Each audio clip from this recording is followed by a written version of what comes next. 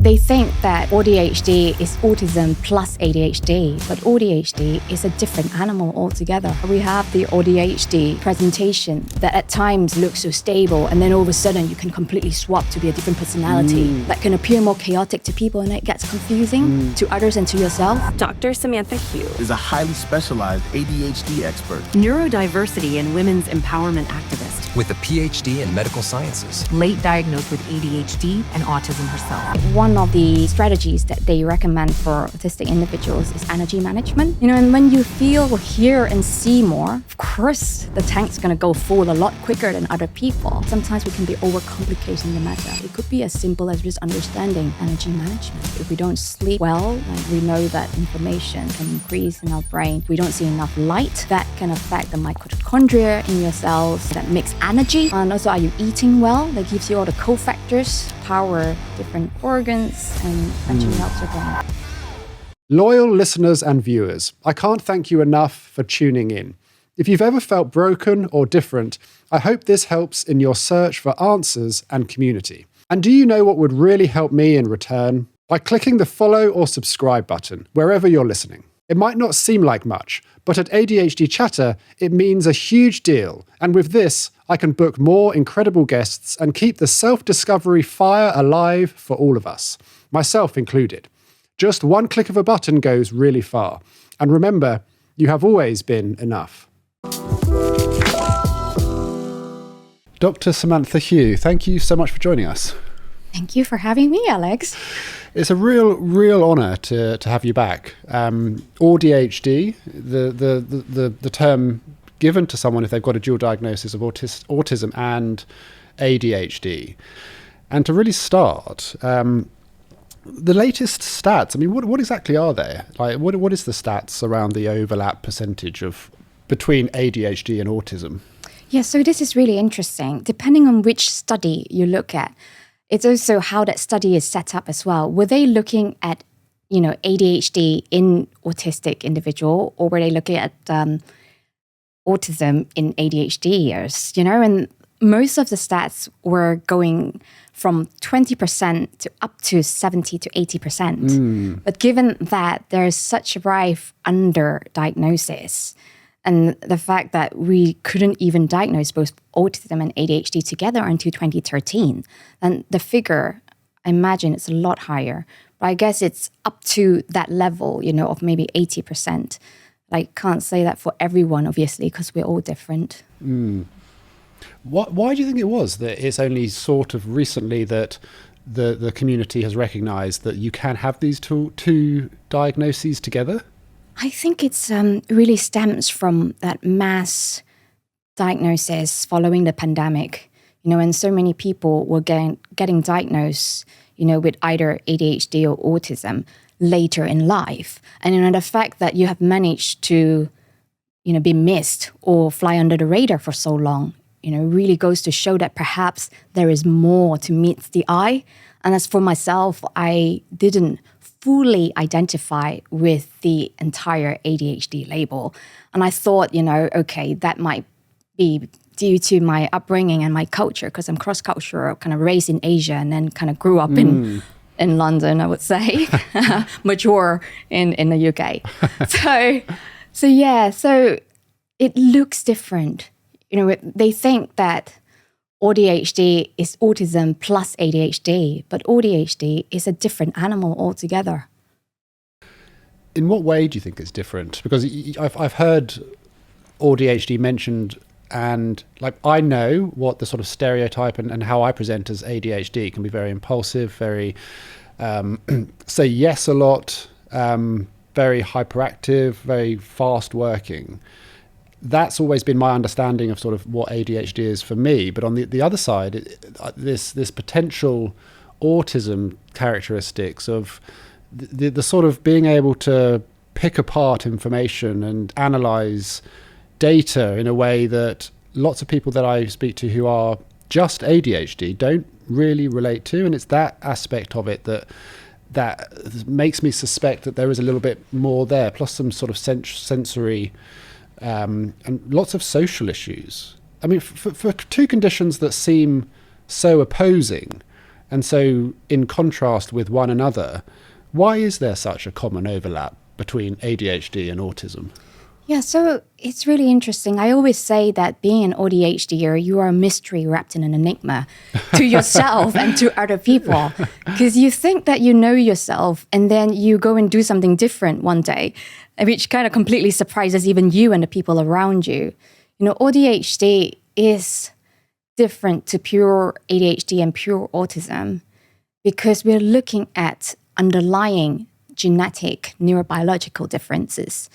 But also, you know, they are situationally variable. You know, we say that about ADHD, but with ADHD, there is an underlying dopamine regulation difference in that it is not just a lower level of neurotransmitters like you would see with ADHD. You know, it is more that your dopamine and norepinephrine and serotonin, glutamate, you know, GABA, there's so many more neurotransmitters that we don't often talk about enough. And these are all in flux. You know, and depending on what you're doing in your life, what life stage you are at, and what are the effects of your biology on your neurotransmitters and your hormones, you know, and also, I guess, what you're doing in your day-to-day as well. What is your lifestyle, you know, impact on, you know, those regulation of your neurotransmitters, your personality could very well change. We talked about the different brain networks, right, that are impacted in, well, I would say, I won't say impacted because that sounds as if we're patients. And I always think that if you're born with this neurodevelopmental condition, we're not patients. We are, you know, just individuals that our neurological development just diverges from the norm, right? And with ADHD, it affects the same brain regions, you know, in autism and ADHD. It's the frontal parietal control networks, the default mode network, and the salience network. Like, okay, so it affects those areas. So you look at the quality and the levels of neurotransmitters in any of those networks, you know, and if your dopamine regulation changes, you know, and your other neurotransmitter regulation changes, you know, throughout the day, the month, you know, and the year, then you're going to get very different personality. So the frontal parietal network, you know, controls the default mode network and the salience network. So it's basically the part that kind of instructs, you know, you to, when it works, typically, it instructs you to do the tasks that you're supposed to focus on. But if it doesn't work the way that you need it to, then it might, you know, kind of switch on the default mode network at the same time as the task positive network.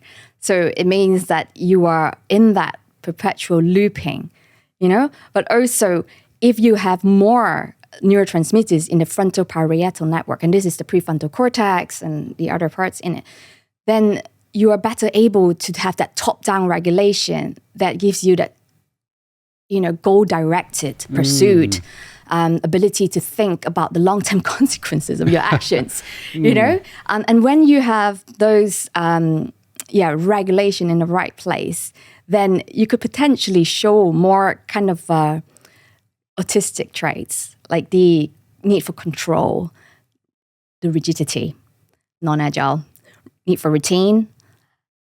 And if you then have the lower levels, you know, of the neurotransmitters, then you will introduce more instability in the rest of the brain.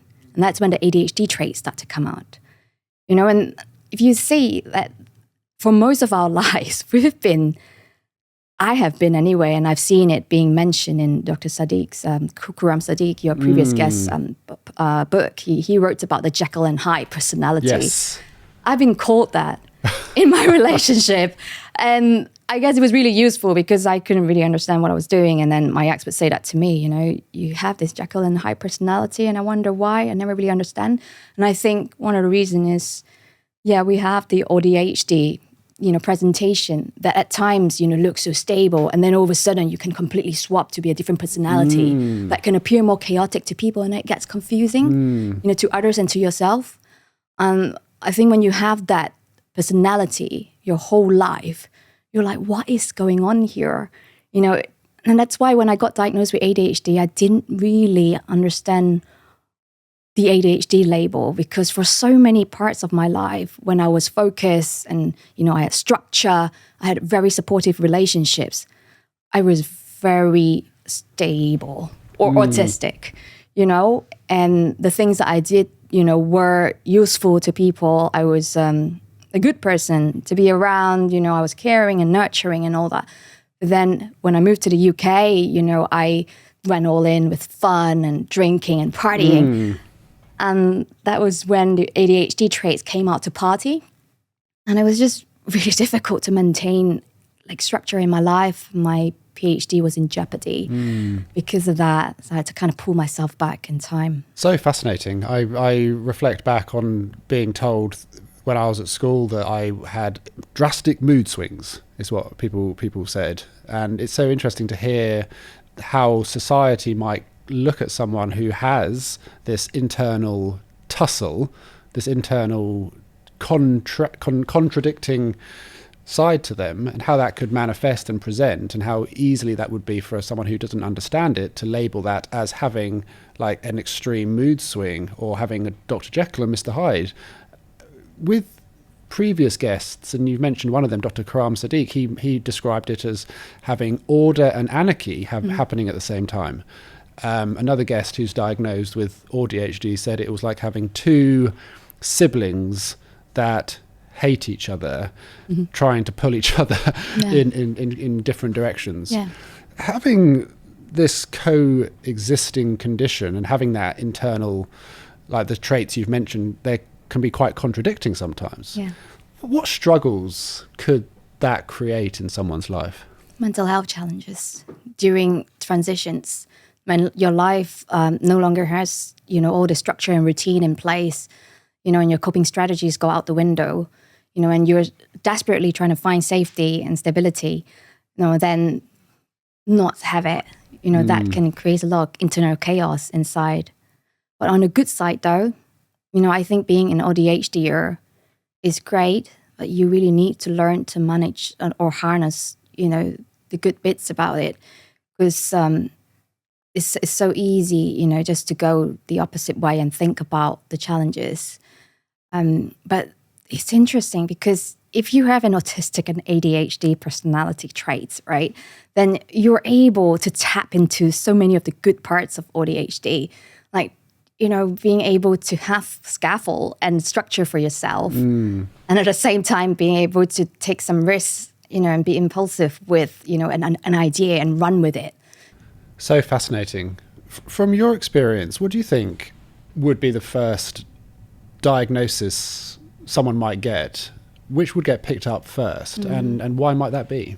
Yeah, so obviously it's different for everyone, but I do say with ADHD, the autistic trait may be more subtle. Although, if you are a parent to someone with ADHD, a child, an autistic ADHD child, then they're likely to begin their lives with sensory sensitivities. That's something that almost is a given. And they might want to separate their foods.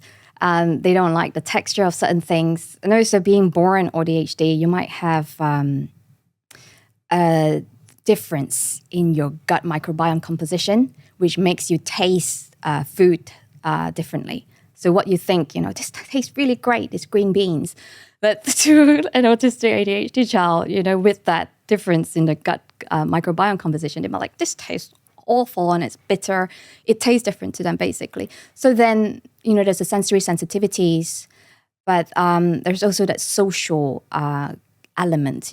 Some children, the ADHD children, might want to make friends, but actually realize they're much happier with themselves, or they might be happier, with toys or pets rather than actual human. But then there's also the ADHD side that can be more pronounced because we're dealing with that imbalance with neurotransmitters. So you're going to see the more inconvenient ADHD traits first, because some of these autistic traits, they can be internalized.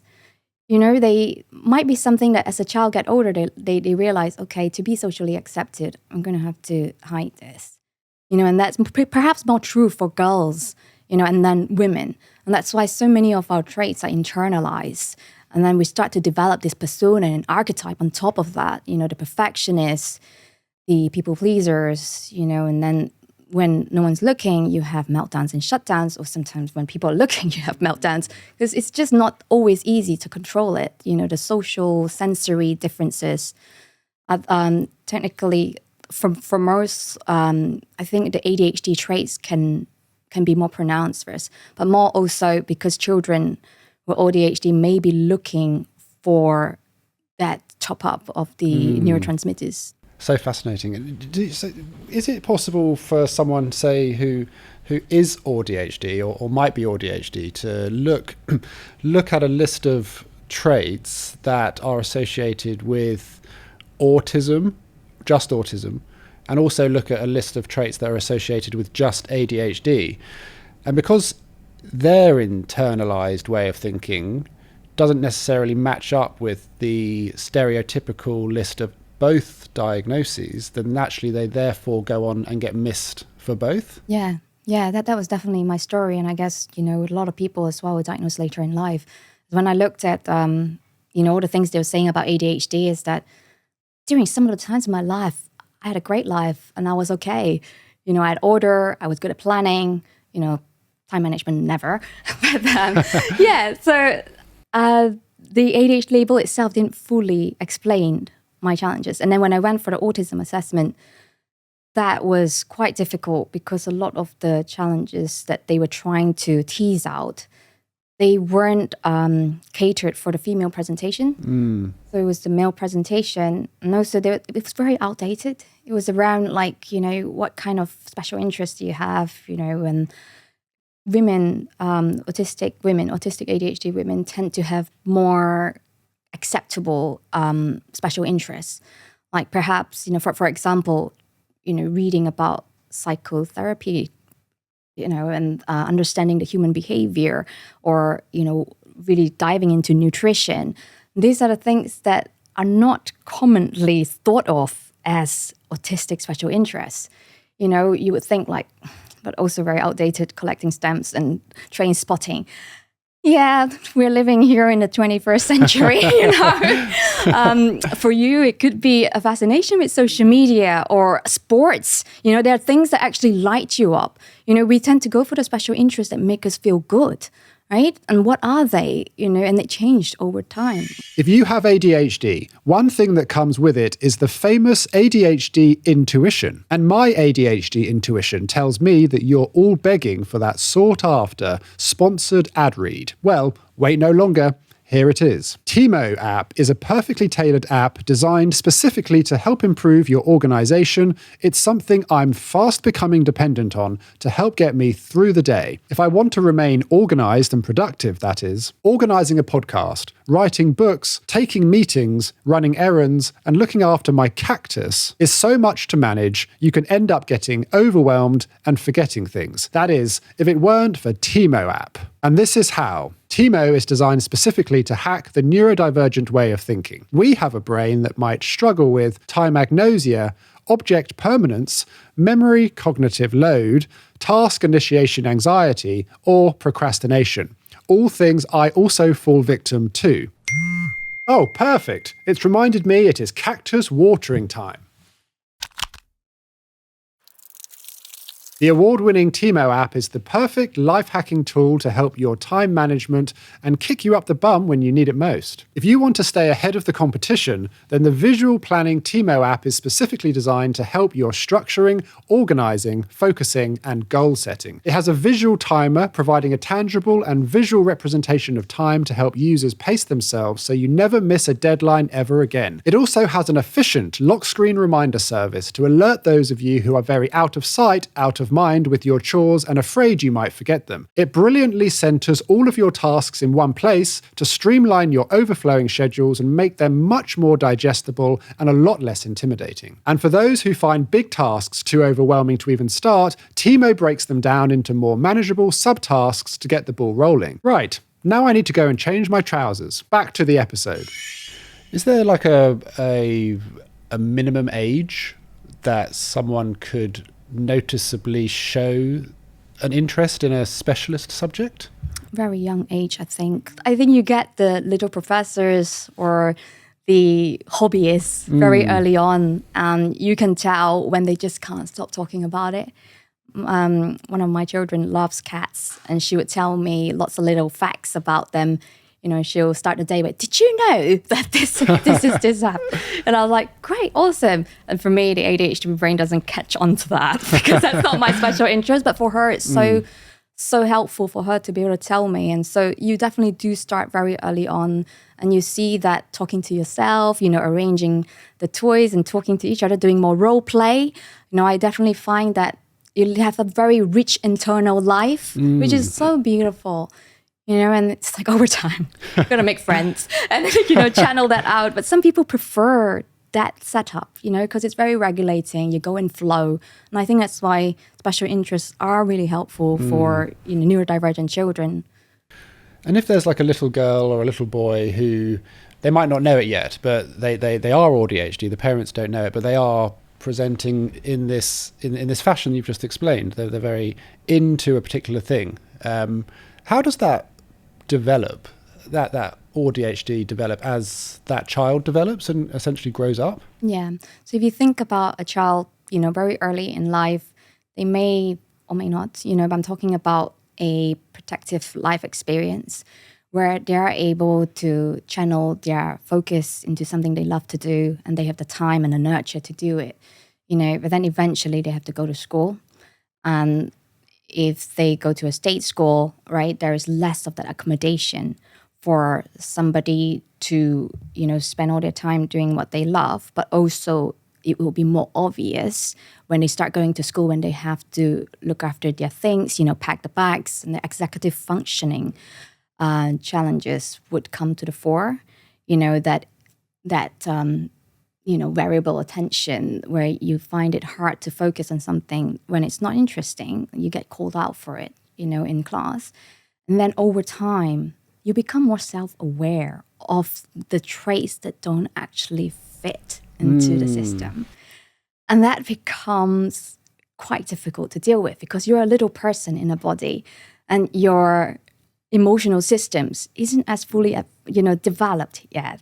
So first of all, then your stress and anxiety system will come online, you know, and without that prefrontal cortex maturing at that age, because that doesn't come online until you're 17 or 20, you know, and without that, you can't make sense of your experience. So your whole body is feeling what the world feels to you without the ability to make sense of it. And you can understand why children get school anxiety. And they try to find a way to cope with that. Then when you get to the teenage age, your reward system comes online. You're like, what can I do, you know, to kind of fire up the neurotransmitters, the dopamine, the happy hormones. And if we are channeled to, you know, unfavorable social circles, then maybe you might go down the self-medication route to deal with that incessant thoughts, you know, without being able to make sense of it, because the chaos, you know, in the AuDHD brain, you know, is substantial. And you think about the AuDHD brain dynamics. So we're almost always trying to make sense, you know, of how to get back to that flow, that balance, because you know what it feels like, right? And it makes sense then that people would then go and develop the habit to look for that state. You want to get back to that state of who you are when you feel calm. And I would hope that, you know, children have the guidance to find regulating activities that are actually healthy for them. Because if it's, you know, unhealthy for them in terms of drugs and alcohol, then that affects the quality of their prefrontal cortex when they become adolescents. Because then, you know, what you have in late adolescence is pretty much shaped by your existence before that, or the activities that, you know, we get into. And I mean, it's I guess when that child, AuDHD child, has to leave their room, they go to school, that's, I guess, where the masking starts, because they learn quite quickly that the way they are is perceived as different, and therefore the mask goes on. They essentially alter their personality to be more quote unquote normal and to fit in. And in that situation where it's an AuDHD person masking, I mean, how does the traits of ADHD mask the traits of autism and vice versa? And you know, it's a very misunderstood time. How can that process of masking to that extent play into one's struggle to understand themselves? I guess it depends if they are actually, you know, even aware of what they are doing. You know, it's like sometimes you can channel both, you know, to, you know, and bring it into the world. But if you think that one side is more palatable, then you're going to try and be more of that one side. But it also depends if you have any control over it, because I think girls are better at masking. Because we've been told from a very young age that actually this is the better way to be. So we tend to internalize a lot of it, but also because we may be able to do that more because our neurobiology is wired to not, you know, show so much of that overtly hyperactive, impulsive traits. Whereas the boys, you know, actually are, you know, wired to be more hyperactive, impulsive. You know, that's why I think that the ADHD presentation is very misunderstood. You know, tragically, one of the key themes that comes up with our listeners is a feeling of being misunderstood. And that can go on for years and years and years. You don't understand why you operate the way that you do. And then you get the diagnosis, say just for this example, you get diagnosed with ADHD, and then you look into ADHD, some bits make sense, some bits don't. The actual fact is you've got AuDHD, but that hasn't been picked up. You've just been labelled with ADHD. And therefore, is there a risk that post-diagnosis of a condition which is only telling half the story can create a bigger feeling of being misunderstood than you had previously? Yeah, 100%. I think that the label is powerful, but also it can take over people's minds, you know, also your own, you know, to cause like stigma or also internalized self-stigma. Like the full story is more than one half, you know, it's almost like an entirely different being altogether, because we're not just talking about ADHD, we're talking about what this neurotype predisposes you to do in any situations that you go into, right? Because there is a difference in how you respond to stress, difference in, you know, how your dopamine and norepinephrine levels are, and how calm you feel, how you regulate your emotions. So it can cause a lot of misunderstanding for sure. But I think the most important thing really is to understand yourself first before you expect others to understand you. Dopamine is a word that gets mentioned a ton on this podcast. For an AuDHD person, how might the pursuit of dopamine differ from someone who's just ADHD? So it's interesting, right? Because your dopamine is in flux. You may not always have low levels of dopamine. A lot of ADHDers tell me, my ADHD doesn't present as bad planning or, you know, bad time management. Like I'm actually really organized and I always get to a place on time. So you are looking at somebody at, you know, maybe the most optimum state. They are having sufficient amount of dopamine in their brain to power their day to day. But then look at it like towards the end of the day, maybe. And that has to do with more factors other than dopamine. It's what can affect the levels of dopamine throughout your day. And for a man, it could be your testosterone, you know, that tends to dip in the late afternoon. For a woman as well, you know, but then you look at the days and the weeks and the month, within a month, you know, we can have a different personality due to estrogen having a dual personality. So our pursuit for dopamine is pretty much controlled by all these external factors, you know, that can change the levels of our neurotransmitters. So when we are likely to have less of it, you know, or if you, as a woman, you are approaching ovulation, estrogen wants you to go out there and be the Beyonce, you know, and look for social stimulation, you know, you're more articulate and you want to connect, you know, then your dopamine seeking will be higher too. but you're already at quite a higher level of dopamine. But then when you approach menstruation for a woman, then you get the dip in estrogen and dopamine goes down and you almost have that drop, that mood, that despair, at that time. So estrogen then has a despair quality. So that's dual personality. So the pursuit of your of the neurotransmitters that you seek will then change. But I think because so many ADHDers have trouble regulating, these levels, but they do say that ADHD is more of a challenge with regulation rather than a lower level all the time. But with ADHD, when it spikes, when your dopamine level spikes so high, whether it's through self-medicating or, connecting with somebody that gives you very high dopamine, and then it drops, but maybe it doesn't drop. Maybe the challenge with ADHD is that some of us may struggle to get rid of dopamine fast enough. And that has to do with the dopamine metabolism, and not just dopamine, but norepinephrine too, or epinephrine. They're the molecules that are involved in the stress response. So when you have too high, that doesn't just give you like lots of happiness or highs. It can give challenges like more susceptible to stress, anxiety, anger.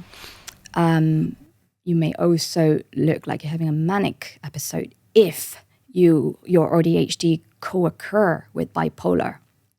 And then as we know, everything that goes up needs to come down. Then that high and the low, that can be quite challenging to navigate. You mentioned bipolar there. Is there a tie between ADHD and bipolar, or is there a confusion between the split characteristics that you can present with if you have ADHD and say something like schizophrenia? Yeah, so they are different. So the autism and ADHD, they share gene variants, genetic mutations.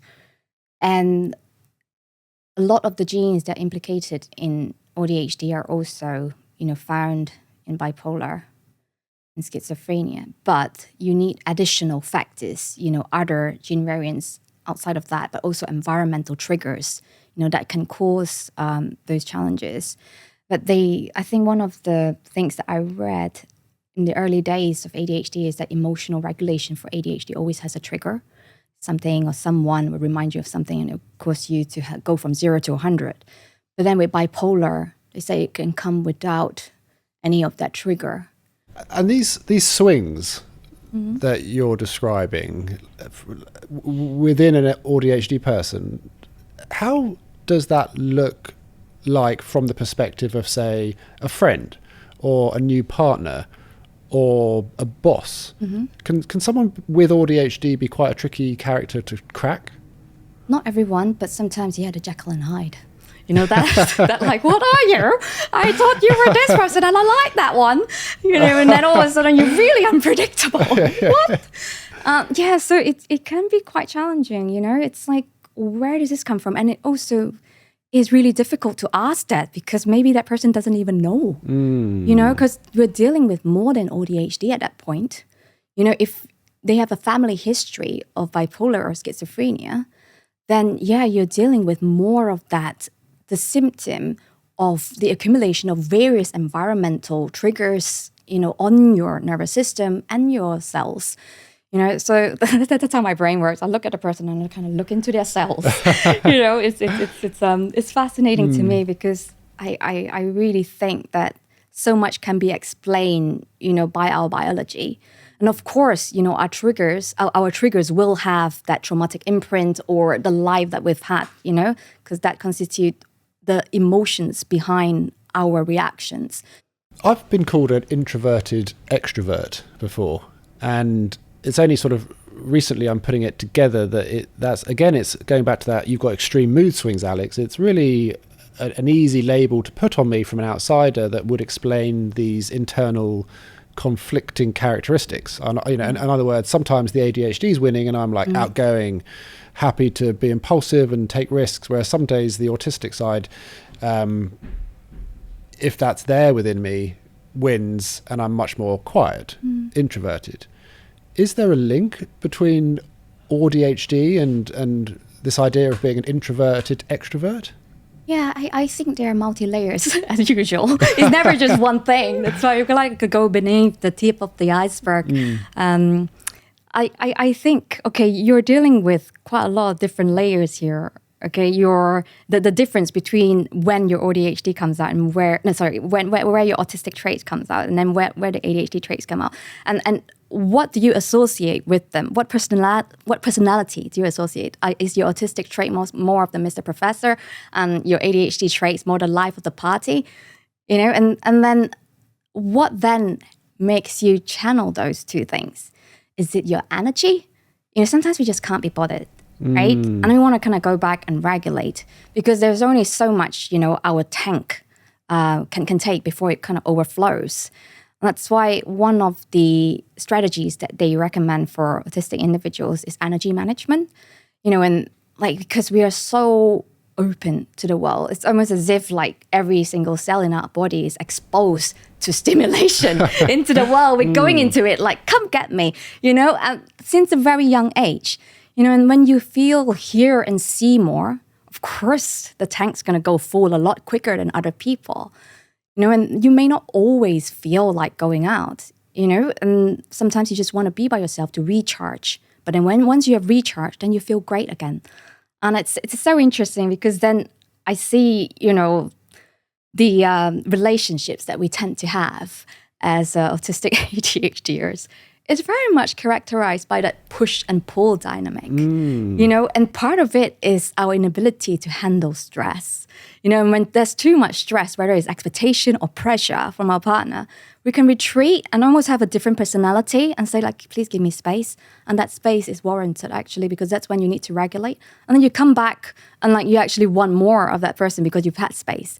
But then I also feel that because of that, and we see it so much, that relationships experts have gone on to create this entire archetype of that anxious avoidant attachment style, which, you know, sometimes, I'm not saying all the time, but sometimes we can be overcomplicating the matter. It could be as simple as just understanding energy management and what gets in the way of that.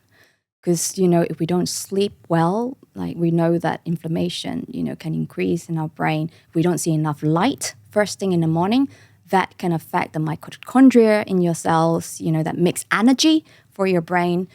And also, are you eating well? That gives you all the cofactors to run all the biochemical pathways inside your body, you know, to power different organs and, you know, your entire body system, which eventually helps your brain.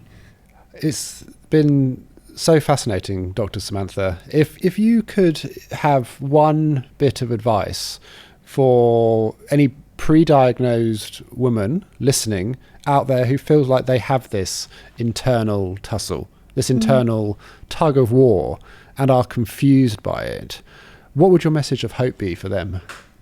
I mean, for me, it always goes back to finding balance, because if you're having this tug of war, then your system is currently in a dysregulated state. But having been on this journey for a while now, I would say that radical acceptance of who you are, but first waking up to who you are. You know, we're not just that one label. We're multidimensional. Understanding who you are and accepting it radically, and learn to own who you are as well. It's a tough one, because once you get a diagnosis, or you're looking for one, you're doing the research, you relook your entire life and you wondered, you know, why did this happen to me? And now I'm going to be authentic and be free, you know. But in order to be truly free, you need to feel safe within yourself. And it's to look for how to anchor in yourself. Yeah, and it's a big one, isn't it? I suppose I've heard it time and time again, which is the advice of sort of go so easy on yourself, be gentle to yourself, and really take time to process like what's really you and what is the mask after all of these years. But I suppose it's tricky when the nuance of it being AuDHD is in the mix, and you don't know what parts of the mask is a camouflage from a part of the autism and what's a camouflage from the part of the ADHD. I think it's a lot more juggling balls than somebody who's just had a singular diagnosis. Yeah, but like, what if the mask is also you, right? Like neurodivergent or neurotypical, we all have masks, that we bring into the world. What if that mask is just an adaptation of who you decided to be because of what you have to deal with? And you still need to bring them along, Like, it's not about disowning them, because maybe your journey in owning the darkness, is what is going to make you different. And, through doing this podcast, Alexis, you've had to talk a lot about your own challenges as well, and that has given you the power of vulnerability, which helps your work. Maybe a lot of us all owe our power to darkness, and I think it's to radically accept all of it.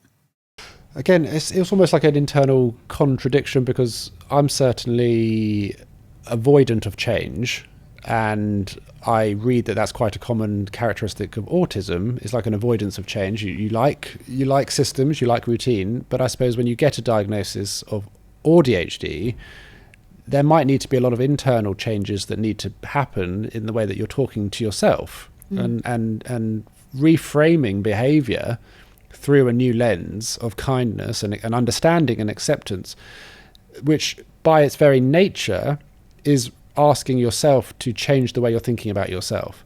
Is there a contradiction there between what you should be able to do in order to be happier and to be more self-accepting up against an internal dislike for change?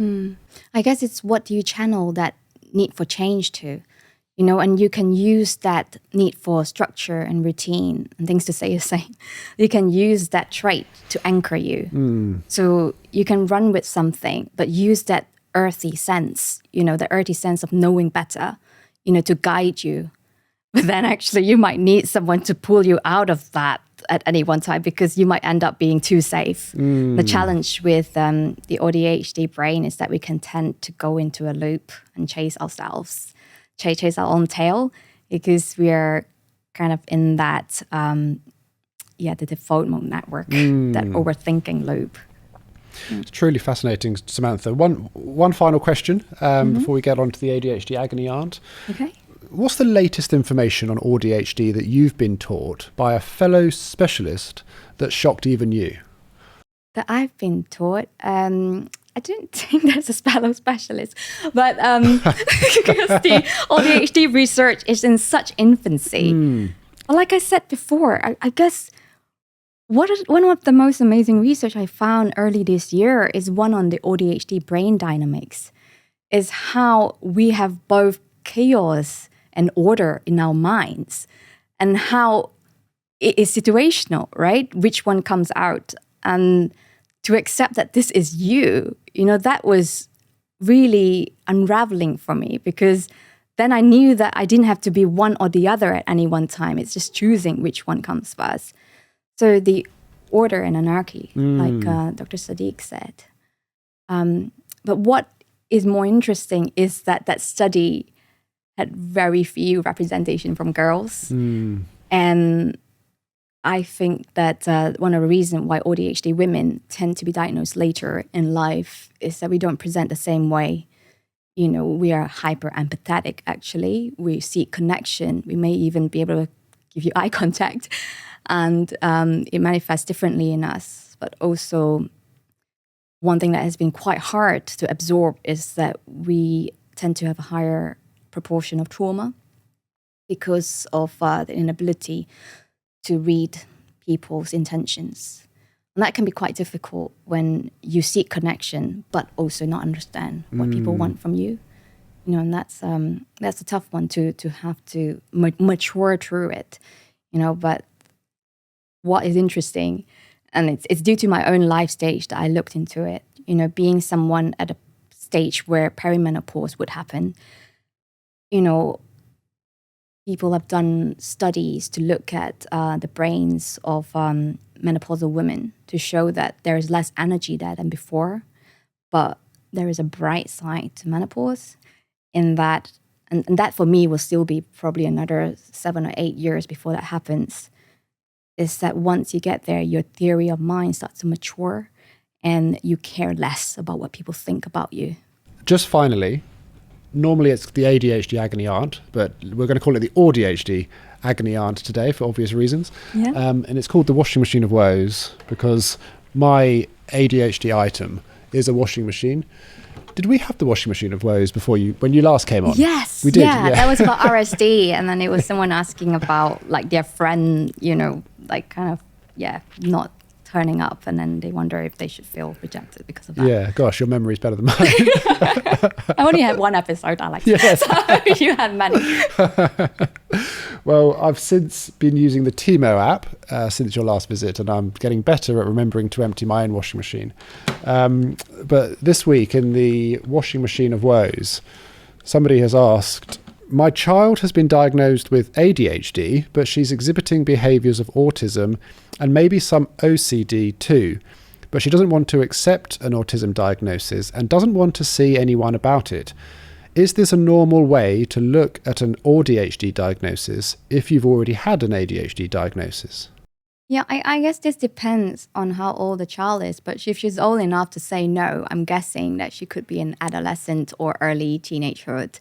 And the most important thing for a child at that age is social acceptance, right? Because what pains them more than anything is rejection from like the social circle.